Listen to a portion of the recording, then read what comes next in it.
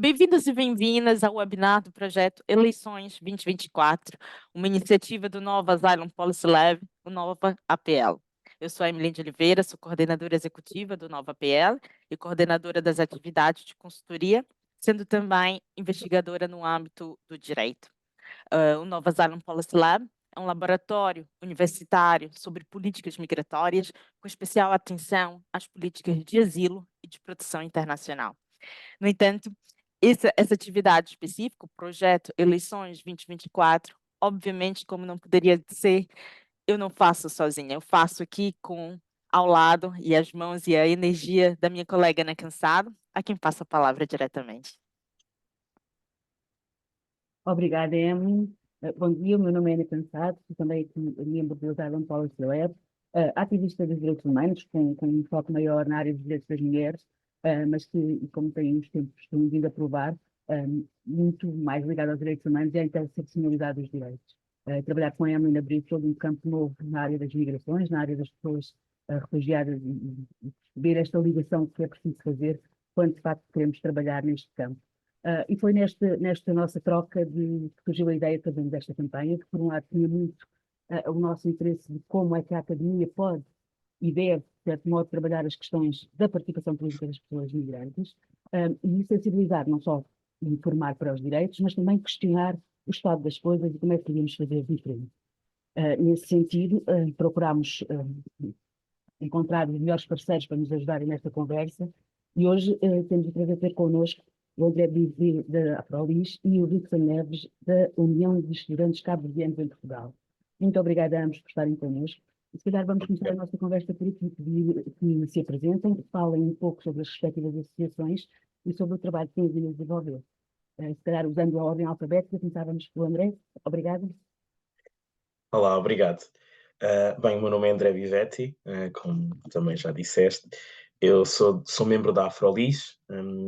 A Afrolis é uma associação que vai comemorar 10 anos este ano. A presidente é a Carla Fernandes, que é uma jornalista que começou a trabalhar as questões dos afrodescendentes e dos negros em Portugal já há algum tempo. A rádio Afrolis começou por ser uma rádio podcast que trabalhava então estas temáticas. Conseguimos depois, temos várias obras na área dos podcasts. Tivemos um podcast em 2022 que foi o Retratar e Educar Podcast. Tinha uma vertente não só de retratar vítimas de violência racial e tentar dar uma nova narrativa e uma nova resposta e um novo retrato das suas vidas, que não fosse apenas o retrato como as pessoas violentadas pela violência racial, mas tentar mostrar o seu outro lado, não é? Porque muitas vezes nós só conhecemos os indivíduos que sofrem de violência racial apenas na perspectiva até do agressor, muitas vezes. E, portanto, isso é um dos projetos que nós tivemos. Depois, entretanto, também a Afrolis há pouco tempo ganhou um concurso da Google e conseguimos ter também um projeto bastante inovador, principalmente com mulheres racializadas. E, portanto, é um trabalho que eu diria, o trabalho da Afrolis é sobretudo um trabalho de criação cultural e de respostas no fundo, de caracterização dos negros em Portugal e das pessoas racializadas em Portugal.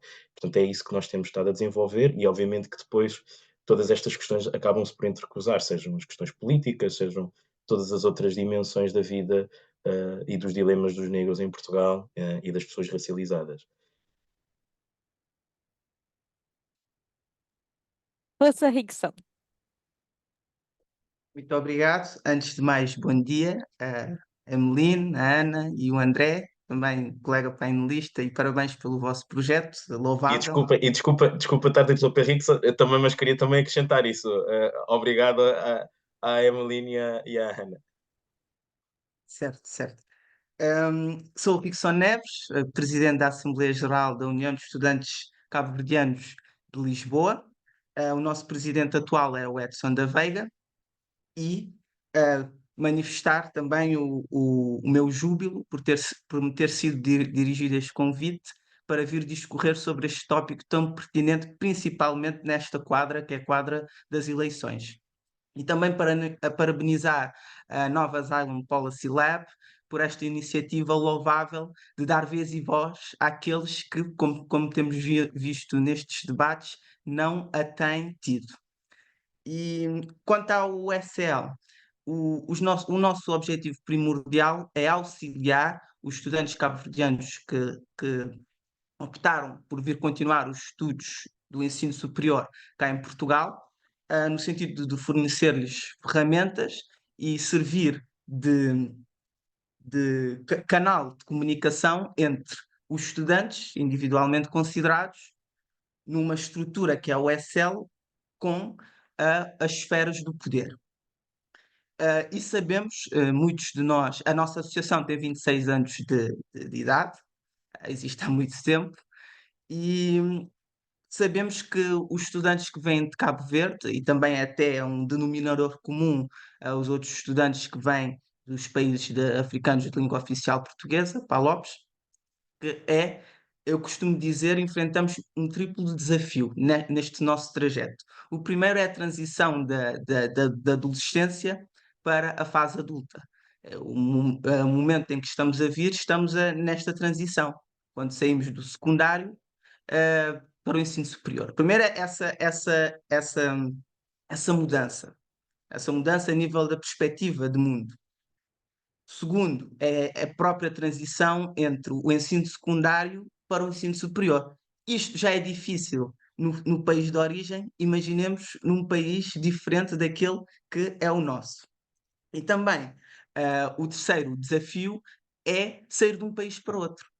Portanto, a nossa zona de conforto, onde fomos acolhidos com as asas dos nossos pais, muitos de nós afastamos-nos dos nossos pais para vir a desenvolver uma maior autonomia, maior senso de responsabilidade. Portanto, é um conjunto desses desafios e ainda por cima associados a esta mudança.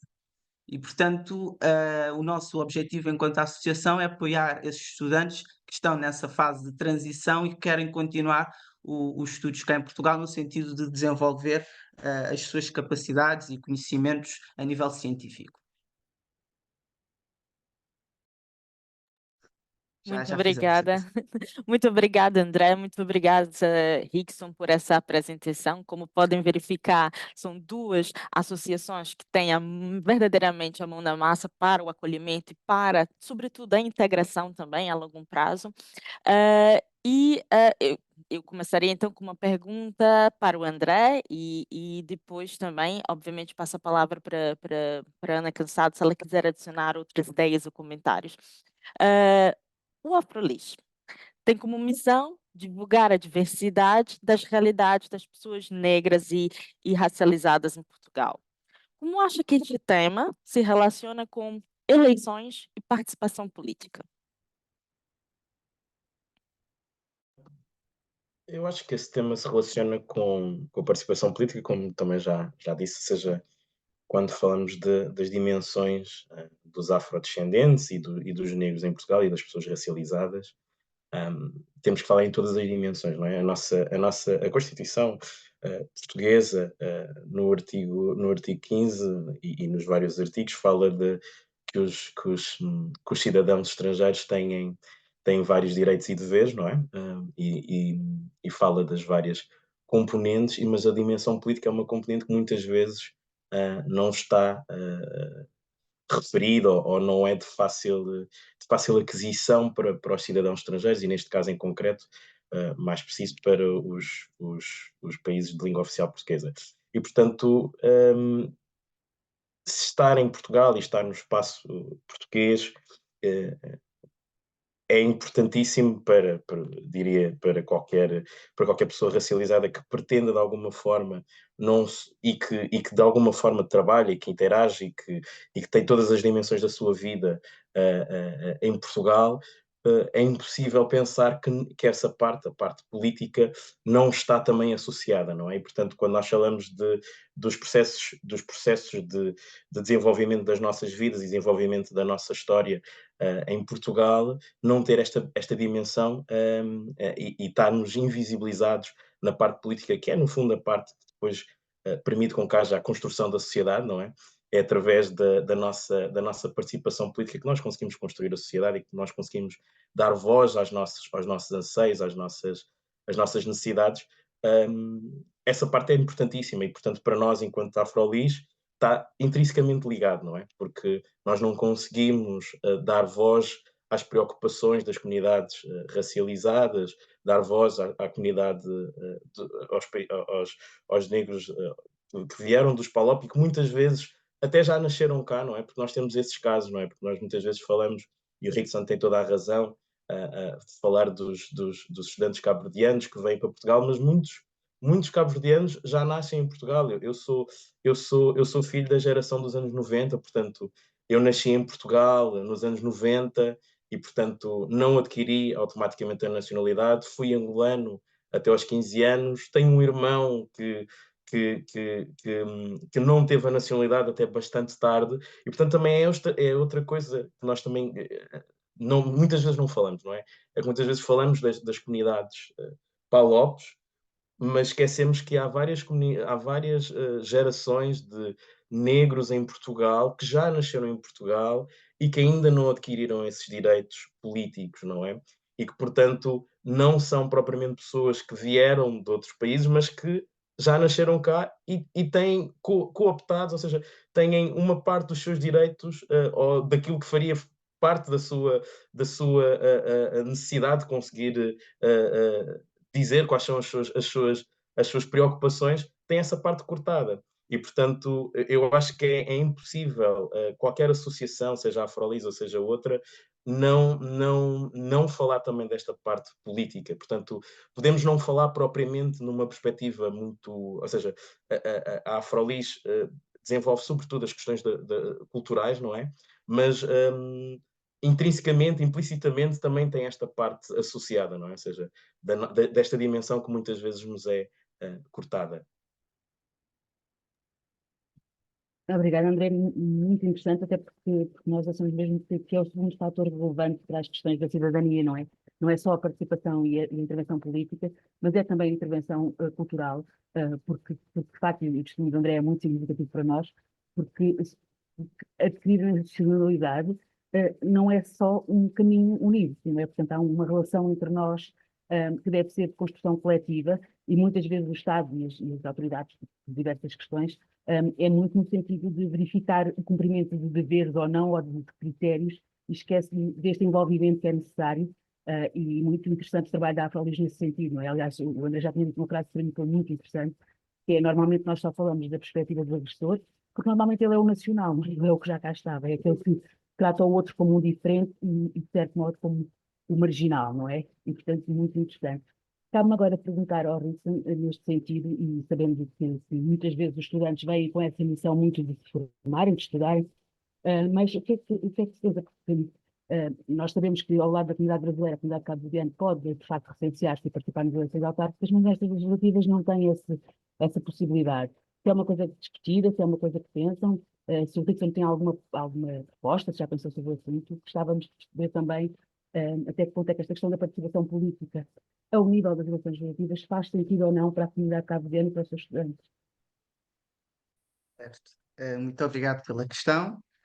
Ehm, quanto a isso, consideramos, enquanto associação, que o direito ao voto nas autárquicas foi uma boa façanha, uma vez que o poder local é o poder que está mais próximo dos cidadãos e, por exemplo, quando queremos tratar de algum documento junto da administração, questões atinentes à habitação, o lazer e até o reagrupamento familiar no âmbito das juntas.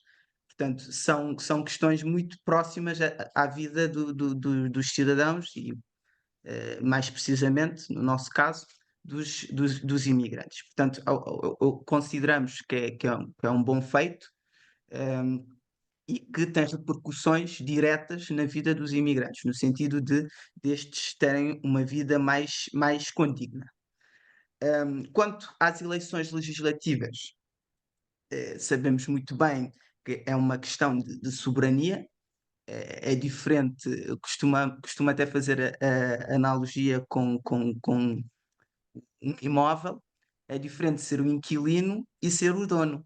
Se acontecer alguma coisa com o imóvel e eu ser o inquilino, eu posso partir a qualquer hora. Enquanto que se eu for o dono, eu tenho que assumir as consequências de tudo o que acontece no imóvel. E a quando disto, consideramos que o Estatuto de Reciprocidade, o Tratado de Amizade e Reciprocidade é uma iniciativa atraente. Porquê? Porque já traz a ideia de compromisso.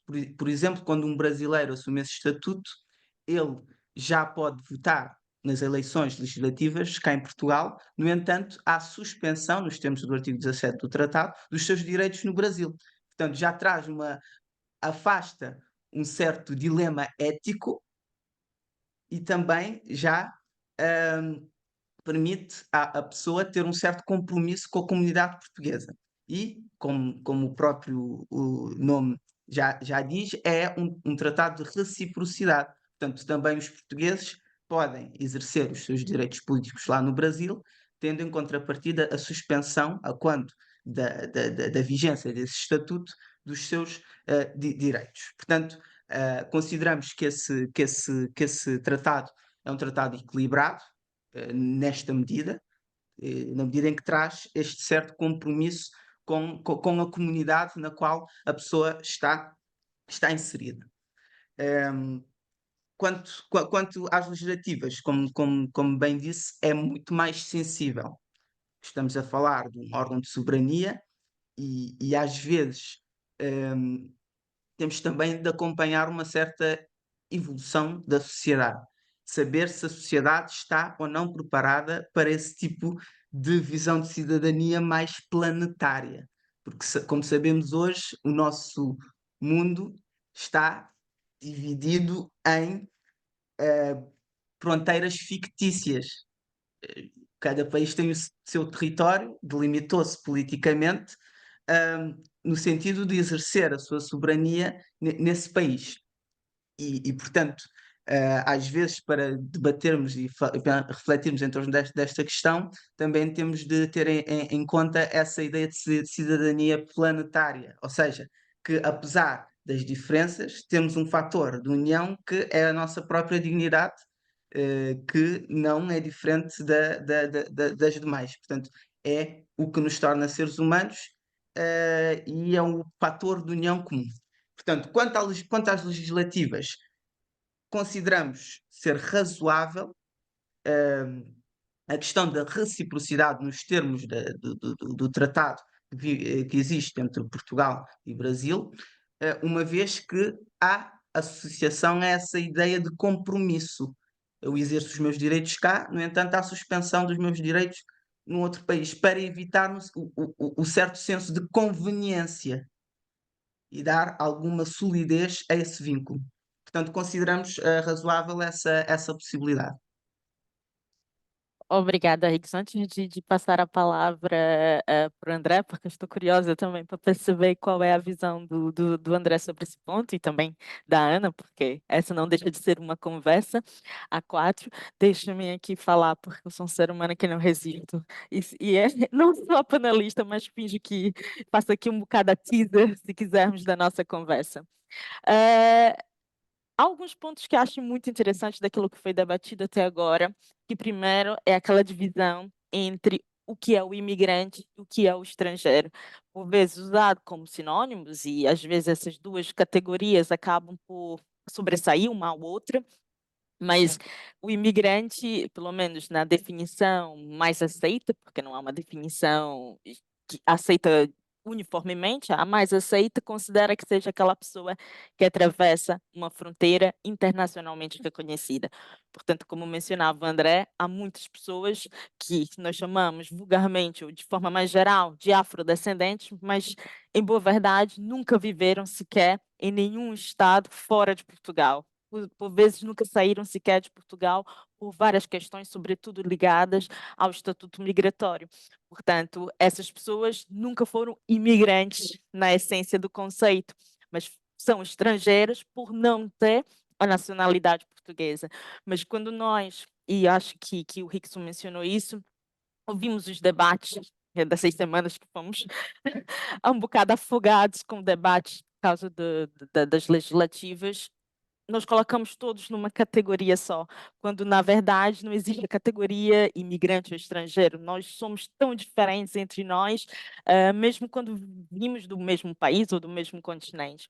E acho que esse é um ponto essencial também quando olhamos, e me permitam também como uma pessoa de origem brasileira fazer essa menção, do tratado entre entre Brasil e Portugal. Porque há aqui uma distinção, e acho que a Cíntia mencionou isso muito no nosso primeiro webinar, que é a questão da obrigatoriedade do voto. No Brasil, nós somos obrigados a votar sob pena de termos os nossos direitos civis suspensos. Nomeadamente, não conseguimos renovar sequer o passaporte, que para um imigrante estrangeiro é o documento mais importante que nós temos quando estamos fora do nosso país de nacionalidade. Isso significa que quando um brasileiro, por essa ligação com Portugal, por já viver com Portugal, acaba por solicitar a igualdade política, ou seja, transfere os seus direitos políticos do Brasil para Portugal, por um lado, acaba por ter essa associação mais com Portugal, mas por outro lado, acaba por criar uma problemática para a sua própria vida, porque tem que se lembrar de justificar os votos sob pena de ter os seus direitos civis suspensos, o que para um português não irá acontecer, porque, como sabemos, não há uma obrigatoriedade de votar em Portugal. Portanto, diria eu que há aqui já um desequilíbrio, se quisermos, nessa equiparação, que não é tão equiparada, uma vez que os dois, como são dois estados, dois ordenamentos jurídicos diferentes para a mesma questão. Mas acho que também há um outro ponto que me permitam aqui colocar um bocadinho de brasa na nossa fogueira, que é, e acho que a Ana também pode discorrer sobre isso, porque tem um excelente trabalho sobre essa matéria, que é a questão do compromisso político. Muitas vezes nós associamos o compromisso político à participação política e às vezes até participação partidária. E o compromisso político é mais amplo. Isso que nós estamos fazendo não deixa de ser um compromisso político, uma reflexão sobre as questões da participação dos vários grupos, e as vossas associações fazem isso todos os dias, seja pelo âmbito cultural, porque a cultura nos faz refletir, às vezes até transforma uma mensagem mais fácil para que nós consigamos digerir, mas também através dos estudos, a participação do dia a dia, de nós percebermos não apenas se vou renovar ou não a minha autorização de residência, mas se vou pagar propinas diferentes do meu colega que senta ao lado. Portanto, são vários níveis. E, e acho que algo, juro que estou acabando, algo que também importa, pelo menos acho eu, e por favor critiquem, porque a ideia mesmo aqui trazer mais ideias para o nosso debate, é a visão do que é a sociedade. Porque acho que nós continuamos a pensar nós e eles, nós e os outros. E não esquecemos que hoje 10% da sociedade portuguesa é feita de imigrantes, que fazem parte dessa sociedade. Não apenas uma vez ao ano, quando nós temos relatórios a dizer que os imigrantes contribuem 1,5 milhão para a segurança social, mas essas pessoas todos os dias contribuem algo para o Estado, para o país. A sua existência nesse Estado é uma contribuição, diria eu, de alguma forma. Portanto, é uma pena, por um lado, que nós olhemos a sociedade como ela nos tende a aceitar. Obviamente, por uma coesão social, é necessário aqui algum respeito, muito mais do que tolerância, respeito entre as partes. E é uma pena que, pelo menos a meu ver, nas listas, e agora sim, partidárias, nós não vejamos 10% das listas compostas, por exemplo, em termos de reflexo proporcional da sociedade, com imigrantes das várias origens e partes. Portanto, preso um bocado nisso, eu, portanto, jogo um bocado a batata quente para o outro lado, para o André e também para a Ana, sobre exatamente esse dilema da reciprocidade, o direito ao voto, e junto aqui, talvez, essa ideia de compromisso que foi trazida pelo Hicks, esse compromisso com a comunidade local. esse compromisso existe quando nós temos o direito ao voto, ou quando há uma reciprocidade, ou há algo a mais? Qual é a vossa visão sobre isso? Bem, a minha visão é um bocadinho divergente da do Rickson. Não, não totalmente, mas, claro, a ideia do compromisso é muito importante, sem dúvida, mas eu acho que o compromisso é possível ver a partir do momento em que as pessoas pagam os seus impostos, trabalham e, no fundo, fazem todas as suas. Têm todas as outras dimensões da sua vida em Portugal e constroem também a nossa sociedade, não é? E é isso que muitos imigrantes fazem e têm feito, e têm esse compromisso para com o país. Eu diria que, lá está, não podemos só ver a questão dos imigrantes desta perspectiva muito estanque, não é? Porque temos várias outras questões, várias outras pessoas e várias outras vivências em Portugal, pessoas que se calhar são estrangeiros para o Estado português, mas que já nasceram cá e que muitas vezes acabam por ter essa sua parte não vista e não poderem ativamente estar a votar e terem essa parte dos seus direitos fundamentais garantida. Eu diria que a questão da reciprocidade muitas vezes condiciona muito e falando do tratado Paz, Portugal e o Brasil, a questão da reciprocidade e as burocracias por trás de um cidadão brasileiro poder votar são questões que condicionam muito o próprio voto. E se o objetivo, e eu até percebo que eventualmente se faça aqui alguma distinção entre os países, lá está, a nossa Constituição assim o faz, e provavelmente faz por questões de ligação de língua, de cultura, de tradição e uma questão histórica, não é? E se falarmos da reparação histórica, se calhar até poderia ser essa uma perspectiva, a reparação histórica, de poder com que os cidadãos de países de língua oficial portuguesa possam realmente construir Portugal como Portugal muitas vezes também se construiu com base nesses países, e agora, pelo menos, os cidadãos desses países poderem construir Portugal e terem todas as suas dimensões em Portugal vistas e garantidas. E, portanto, eu acredito que a parte da reciprocidade muitas vezes condiciona muito essa possibilidade de ativamente os cidadãos brasileiros, e não deveriam ser apenas os brasileiros, poderem votar e poderem realmente ter aqui algo a dizer. E o que faz é que, no fundo, os partidos políticos, que muito pragmaticamente pensam em votos, percebam bem, não faz sentido nós estarmos aqui a preocupar com estes cidadãos ou com esta população, porque eles não votam, não é? E houve um trabalho que foi feito nos anos 90 de várias associações, entre a Associação Cabo-Verdiana, a Associação a Casa Brasil, a Associação Guineense, que foi uma pressão da sociedade civil para que algumas destas questões que agora estamos aqui a falar realmente fossem efetivadas no quadro legal, não é? Mas não basta apenas nós termos apenas uma capacidade passiva subjugada a questões de reciprocidade. Eu acho que temos que ir um bocadinho mais longe. Temos que ser um bocado mais ambiciosos. E acho que a nossa ambição deveria ser retirar a questão da reciprocidade, não é? Ou seja, e permitir com que pessoas, e já nem vou ser muito revolucionário e não vou dizer todos os estrangeiros, mas pelo menos os estrangeiros de língua oficial portuguesa, dos países de língua oficial portuguesa, que são países que nós podemos pelo menos dizer em Portugal, acredito que há essa unanimidade de dizerem que são os países irmãos, não é? Já que somos países irmãos e que há uma cultura mais ou menos uniforme e valores que se dizem comuns, não é? E é isso que também vem descrito no próprio tratado.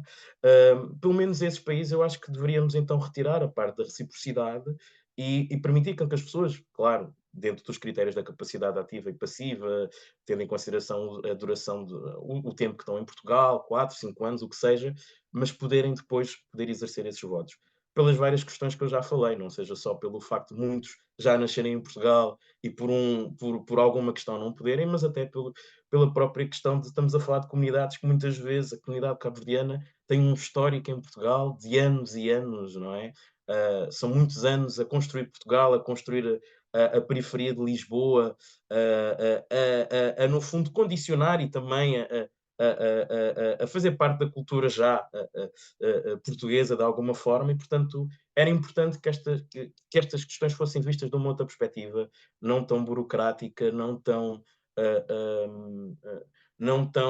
apenas de uma questão de reciprocidade pura e dura, mas que se tivessem aqui outras componentes em consideração, não é? Muito obrigada a ambos. Foi muito interessante e só comprova aquela sensação que nós já ficámos depois da nossa conversa anterior, com os nossos convidados de então, que é um desafio que nós vamos fazer para pós-período eleitoral e até com alguns estudantes da área de ciência política, da área de direitos, questionarmos e estudarmos esta questão mais profundamente, exatamente porque eu acho que o Rickson conseguiu pegar naquilo que é belo e que vale a pena manter, que é esta ideia de facto de compromisso e de relação, mas que depois na prática fica muito aquém da igualdade e que nós conseguimos olhar neste momento e constatar muitas desigualdades. Eu acho que tenho que ser honesta, eu não tinha nunca refletido sobre esta vertente, penso em muitas outras, mas foi o nosso convidado, o Lieter Viegas, que de facto apresentou um exemplo que eu fiquei bem, completamente rendida a esta questão, que foi a reciprocidade traz muitas injustiças, especialmente nos Açores, onde o Lieter vive e trabalha, tem várias comunidades que nunca vão poder beneficiar desta reciprocidade porque simplesmente vivem em países onde os portugueses não migram. E, portanto, deixa de haver essa reciprocidade. No entanto, não deixam de estar cá, não deixam de contribuir, de participar, de ser cidadãos no sentido político do termo, mas que depois não têm os direitos de cidadania porque de facto, se dependermos desta ideia da reciprocidade, vamos deixar algumas pessoas de fora. E, portanto, muito obrigada a ambos. Eu acho que vai ser muito interessante depois também voltar a desafiar-vos e contar convosco no futuro, quando quisermos aprofundar mais, porque eu acho que também faz parte da cidadania contribuir até para a mudança legislativa, pensarmos as questões como estão e fazer novas propostas, e vocês têm sido, de facto, muito bons a contribuírem aqui para a nossa própria reflexão e propostas de futuro. Mas focando aqui um pouquinho novamente nas nossas eleições legislativas e naquilo que foi, por um lado, os debates, mas também aquilo que nós procurámos fazer, que foi, e não foi em alguns casos não foi nada agradável, ler os programas de todos os partidos e percebermos que muitas das medidas têm a ver mais com os direitos de entrada e saída, com esta questão da fronteira, com alguma divulgação das questões de segurança, mas que depois aquelas que nos parecem muito relevantes, que são a integração, a inclusão das comunidades, usámos algumas poucas propostas, ou seja, nós tentámos ser completamente transparentes e igualitários na apresentação, queremos depois fazer um comentário crítico pós-eleições, mais académico, mais com a nossa visão sobre as propostas concretas, mas não queríamos deixar de vos perguntar a vós se de facto não sentiram falta de algumas propostas, de alguns temas mais ligados com a inclusão e com a integração das pessoas migrantes, e em particular desafiados a pensar também sobre as questões da língua, até porque nós percebemos e muitos do feedback que temos tido de alguns de outros colegas e de algumas pessoas com quem colaboramos, é que até das pessoas, dos migrantes vindos dos PALOPs, a questão da língua portuguesa, por vezes, e da aprendizagem da língua portuguesa, é um problema que se coloca e que não encontra, às vezes, respostas, porque o programa é muito feito, a expressão não é a melhor, mas chapa 5, não é? Portanto, existe um modelo de ensino de português e se não teríamos que pensar aqui soluções diferentes e não foram questões muito debatidas nos programas. Portanto, a vossa opinião geral sobre temas em falta, questões que vocês acham que teriam sido importantes, e se acharem também relevante esta questão do ensino do português, ouvir as vossas opiniões. Se calhar agora começávamos por isso. Certo. Antes de mais, só reforçar um bocadinho à temática anterior.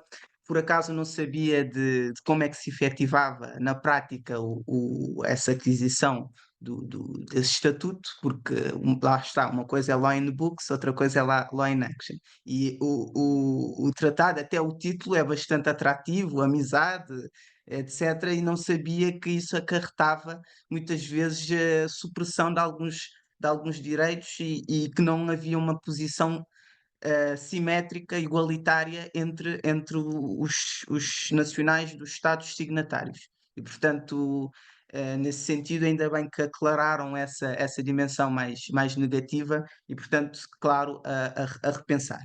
E, claramente, a participação política, já defendo isso, já um bocado na senda de Aristóteles, não é só no Estado de poder. A cidadania não consiste só no votar. O votar é a expressão máxima constitucional da soberania do povo, mas também a política está em tudo o que fazemos. se reciclamos ou não o lixo, a vida associativa, tudo isso é uma forma de fazer e de pensar a política, porque política é a arte de encontrar o bem comum, de atividade, de procurar o bem comum. E, portanto, tudo o que estamos a fazer tem em vista esse objetivo. Quanto ao tópico em específico, é o que muitas vezes causa impressão é a abordagem da temática da imigração como se fosse uma entidade abstrata, metafísica, que não tem nenhuma concretização prática. Como se estivesse a falar de um ente, de uma realidade totalmente diferente das pessoas que vivenciam e que estão nessa condição. E, portanto, é preciso também não ter uma visão somente utilitarista do imigrante, ou seja, está cá, está a contribuir para a segurança social e está a reverter a situação da pirâmide etária mais envelhecida, etc.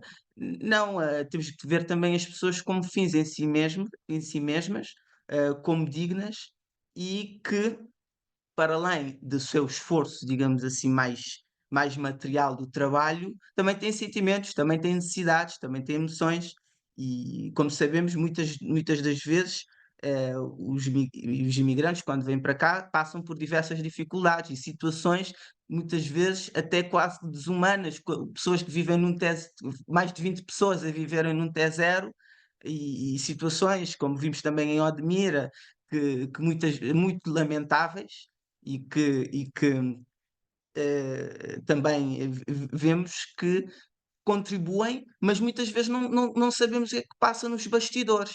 Ou seja, vê-se o contributo nas estatísticas e nos estudos, mas não se sabe o que é que realmente passam. Hoje há muitos problemas sociais que os imigrantes passam. Há problemas que são também comuns aos portugueses, nomeadamente a questão da habitação, mas temos também outros problemas.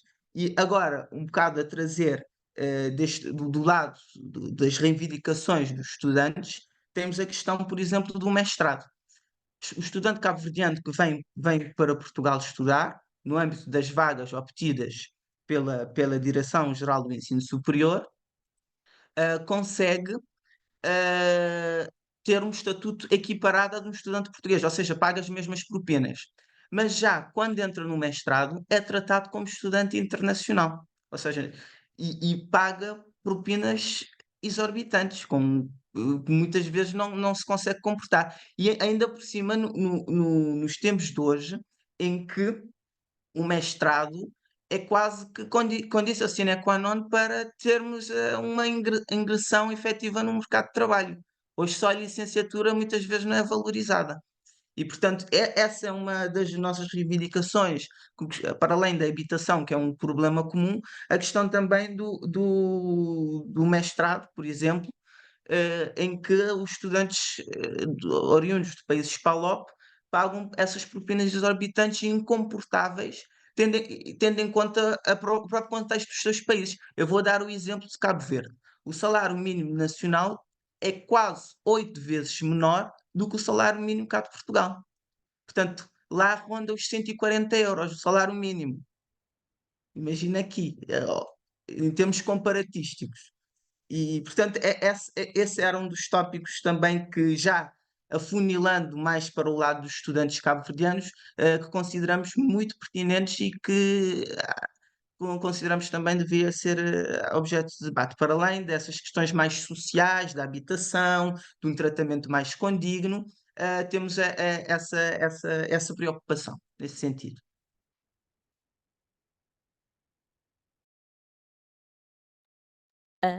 O André também, obviamente, está convidado a falar. Só um ponto, que eu vi que também a Ana tem uma ideia também para acrescentar, que quando nós falamos daquele estatuto e, sobretudo, do tratado entre o Brasil e Portugal, importa aqui, talvez, ressaltar um ponto que tem uma ligação direta com o que o Rickson mencionava, é que esse estatuto ele está dividido em 12 estatutos. O Estatuto dos Direitos Civis e o Estatuto dos Direitos Políticos. No âmbito do Estatuto dos Direitos Civis, que não tem um limite, portanto, a qualquer momento, uma pessoa, um cidadão brasileiro, uma cidadã brasileira que esteja em Portugal, podem pedir o Estatuto de Direito Civil, porque o único requisito é ter uma autorização de residência. Portanto, pode ser alguns meses depois de estar em Portugal, tendo uma autorização de residência, pode requerer o Estatuto de Direitos Civis. Isso faz toda a diferença, não especificamente para o nosso projeto, que trata das eleições, e aqui a exigência do Estatuto de Direito Político, mas para o Estatuto de Direito Civil, se depois tiverem curiosidade de olhar o Estatuto do Estudante Internacional, estão isentos de serem tratados como estudantes internacionais quem reside em Portugal há mais de 2 anos, ou os brasileiros e as brasileiras que tenham o Estatuto de Direito Civil. E eu acho que isso vai mesmo ao encontro, porque aqui, digamos, é uma bela vantagem desse estatuto e da equiparação ou reciprocidade que é trazida com base nesses tratados. Mas eu diria, eu vi que a Ana... Diga, Rickson. Só uma pequena precisão. É que eu também tive um problema com até a interpretação do artigo, porque os 2 anos, para os 2 anos é irrelevante o título de residência para estudos. Uhum. Ou seja, um estudante com os 2 anos aqui não consegue enquadrar-se nessa exceção, porque o título de residência que o estudante tem é para efeitos de estudo. E é isso que é complicado. Se fosse apenas o título de residência, qualquer estudante de Certo. SPALOP poderia ter. Mas como o título de residência para efeitos de estudo não conta para essa contagem, daí o problema. Exato. Talvez a supressão dessa segunda parte poderia dar maior abertura para os demais, mas esse acrescento é que é muito problemático. Tem toda a razão, porque aqui nós excluímos quem já estudou na escola, portanto, antes do ensino superior, para não entrarem, ou pelo menos para não estarem na exceção do artigo. Tem toda a razão, Rickson, e é um pormenor que faz toda a diferença nesse estatuto. Tem toda a razão. Portanto, Ana e André, ou André e Ana. Ainda queria responder à pergunta da Ana, não é? Relativamente à questão dos partidos políticos, no fundo, dos programas dos partidos políticos e provavelmente a falta de propostas que não sejam apenas numa perspectiva de entrada e saída. Eu acho que o mais interessante é que a imigração nestas eleições em concreto tornou-se o tópico, ou um dos grandes tópicos das eleições, não é? Percebemos que tem sido até utilizada, principalmente pela extrema-direita, e até por alguma direita que nós achámos mais moderada, com alguma associação da imigração à insegurança, a problemas de insegurança, e, portanto, é um tema que realmente, hoje em dia, é um dos principais. Mas não é um dos principais nos programas políticos, o que é interessante, não é? E, portanto, o que demonstra muitas vezes, e eu quero acreditar que é o que acontece, os partidos, principalmente os partidos de esquerda, ainda não conseguiram perceber qual o discurso e qual a forma de abordar este tema. Percebemos que os partidos de direita estão a instrumentalizar estas questões, estão a tentar que estas questões sejam questões que entram nestas eleições de uma perspectiva muito os problemas que os partidos de esquerda trouxeram para o nosso país, não é? De insegurança, com esta vaga de imigração, mas que não tem, por contraponto, propostas fortes por parte de muitos dos partidos de esquerda, que continuam a tentar contrapor numa perspectiva mercantilista. Vocês podem dizer isso tudo, mas nós temos os dados que comprovam que os imigrantes investem muito em Portugal e temos muito bons resultados, o PIB está a crescer, ajudam na segurança social e, portanto, esta é a nossa contraproposta, no fundo, ou o nosso contra-argumento a estas ideias que muitos partidos hoje em dia estão a tentar introduzir na sociedade portuguesa, de divisão, não é? E, portanto, não pode ser essa a resposta, não é? Ou seja, a nossa resposta nunca pode ser apenas mercantilista ou de uma questão financeira, porque as pessoas não é isso que apela, não é? Eu acho que o que nós temos que ter é sempre uma resposta humanista, de cuidado e, sobretudo, de empatia e de mostrar aos cidadãos, principalmente a um país como Portugal, que é um país de forte imigração, sempre foi, não é? Demonstrar realmente a necessidade destas pessoas e voltando ao compromisso, não é? Mas neste caso um compromisso coletivo. Ou seja, nós precisamos ter um compromisso coletivo, um compromisso de que as pessoas que estão cá, as pessoas que vêm, realmente podem cumprir toda a sua missão enquanto cidadãos plenos que querem viver em Portugal e que querem realmente contribuir para a nossa sociedade. E, portanto, é preciso que hajam propostas muito mais do que apenas mercantilistas. E, portanto, acho que os partidos realmente têm que... A questão da língua é, sem dúvida, uma questão muito importante. Imigração, fazendo agora aqui também um parênteses, faço parte de um partido político e uma das questões que se nota muito é que há muito interesse de muitos imigrantes que nós acabamos por abordar na rua, nesta altura de campanha, em perceber o que é que se está a passar, mas muitas vezes nem sequer conseguem se expressar em português de uma forma corrente, não é? E nós não podemos, por isso simplesmente, negar a estas pessoas a informação de aspectos que vão de alguma forma condicionar a sua vida, que vão condicionar a sua presença em Portugal, que vão condicionar muitas vezes os seus próprios direitos e a própria forma como estão no nosso país, não é? E é importante realmente a questão da língua, a questão da cultura, e mais uma vez é importante que as associações também tenham esta vertente cultural, não é? E que continuam a promover, porque há várias culturas dentro de Portugal, não é? Quando eu falo de promover a cultura, é no fundo contar as narrativas e as histórias dos afrodescendentes, dos negros, dos imigrantes em Portugal, não é? E isso também é uma forma de construir empatia. É também uma forma das pessoas entenderem quais são os dilemas, as dimensões, ou as preocupações de outras pessoas que provavelmente, se cruzarem-se na rua, é porque é o Uber, não é? Mas não se vão cruzar com a vida daquelas pessoas de uma outra forma. E, portanto, é muito importante nós também termos esta vertente a ser promovida, e a língua é a forma mais fácil de conseguir que essas pessoas cheguem a nós e nós consigamos chegar até eles, não é? Criando este laço de empatia. E, portanto, esses eram alguns dos pontos que eu queria deixar convosco. Muito obrigada. De facto, há diversas áreas que não foram abordadas e que a nossa preocupação muitas vezes é que não são, ou são na perspectiva que o André agora também apresentou, não é? Que há uma espécie de um lado, é expectável este sentimento dos valores que defendem alguns partidos de alarmismo, de receio, de coisas que até não têm respaldo na realidade, mas no imaginário coletivo.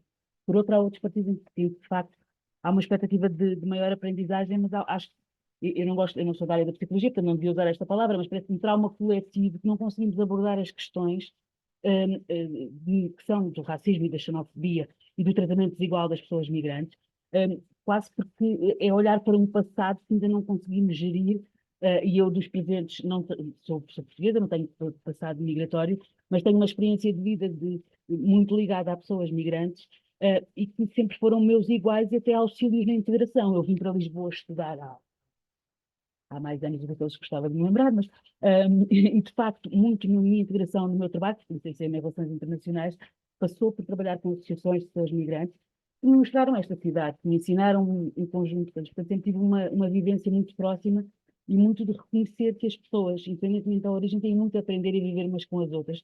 Portanto, eu de facto, quando discutimos nas questões políticas, fico sinceramente muito preocupada, e já me ouvi várias vezes, até porque eu acho que há uma responsabilidade grande, não só de conseguirmos, e esse tem sido o nosso trabalho principal, de convencer as informais, que as pessoas sabem que podem, quando podem votar, que o façam, mas também de exigir mais direitos. Eu quero construir este país, esta cidade, este mundo onde vivo, com as pessoas com quem partilho o meu cotidiano, independentemente da origem delas.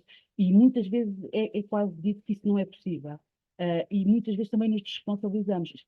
Será para um futuro mais próximo quando discutimos as lutas europeias, mas uma das coisas que tem sido muito discutida entre nós no nosso coletivo tem sido a questão da desresponsabilização da Europa e das suas políticas externas para os países terceiros, que de facto reforçam muitas vezes e obrigam a processos migratórios não muito seguros, não muito regulares, mas que é uma responsabilidade de uma política europeia que não promove o desenvolvimento dos outros de maneira igual, que não promove um desenvolvimento mais equilibrado no mundo, mas que depois nunca retratamos. Só nos questionamos porquê, sem vermos qual é a nossa responsabilidade às vezes nesses fluxos migratórios, e que também são inflamados e que também serão, há todo um outro debate.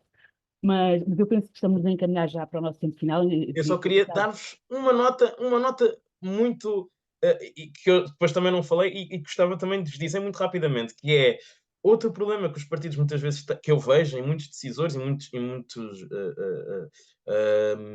pessoas que estão em partidos políticos e até com alguma relevância, muitos até desconhecem que os cidadãos brasileiros podem votar em Portugal, o que é curioso. E, portanto, há também um desconhecimento, até por parte de altas figuras de alguns partidos políticos, sobre esta questão. Mas, por exemplo, temos um partido populista que tem um discurso racista que tem nos seus candidatos cidadãos brasileiros. Ou seja, isto mostra que realmente, provavelmente, nós não estamos a fazer o nosso trabalho como deveríamos estar a fazer. Digo nós, todas as pessoas que defendem a democracia, todas as pessoas que defendem um país que seja menos populista e que lutam pelos valores antirracistas. Era só esta nota rápida que eu queria deixar, porque não tinha referido. E muito bem, André, obrigada.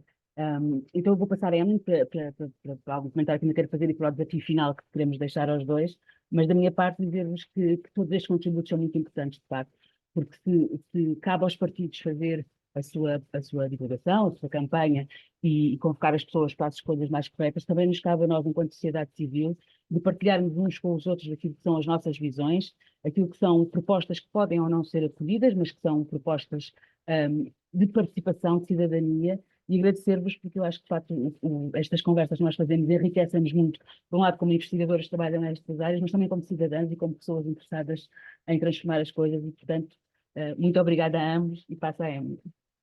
Muito, muito, muito obrigada, Ana. E acho que o André aqui nessa entrada mencionou algo que é muito importante. A nossa discussão foi muito em volta da capacidade ativa, ou seja, a capacidade de votar e talvez, quiçá, um dia a possibilidade de várias comunidades que residem em Portugal terem o direito ao voto. Mas aqui um outro ponto que é a capacidade eleitoral passiva de ser eleito, não é? E o que eu acho que ainda é, vamos dizer, é um percurso ainda mais longo, vamos ter que fazer muitos webinars para chegarmos nesse ponto. Atualmente, apenas os brasileiros têm capacidade eleitoral ativa e passiva nas legislativas, mas como vimos, as listas não demonstram muito isso, a Assembleia não demonstra de todo isso.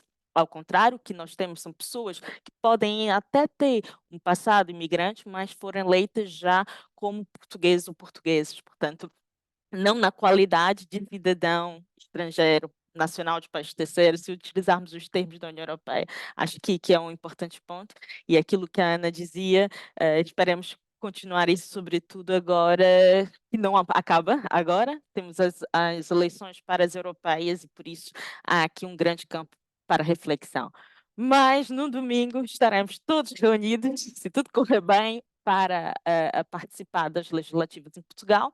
E por isso o desafio que eu e a Ana gostaríamos de deixar aqui era pedir para cada um deixar uma mensagem para as pessoas negras, racializadas, migrantes e refugiadas que nos ouvem e que irão, se puderem, participar no domingo nas legislativas, ou que fazem um trabalho político além dos partidos, mas que participam ativamente para a integração de pessoas migrantes, refugiadas, negras e racializadas em Portugal.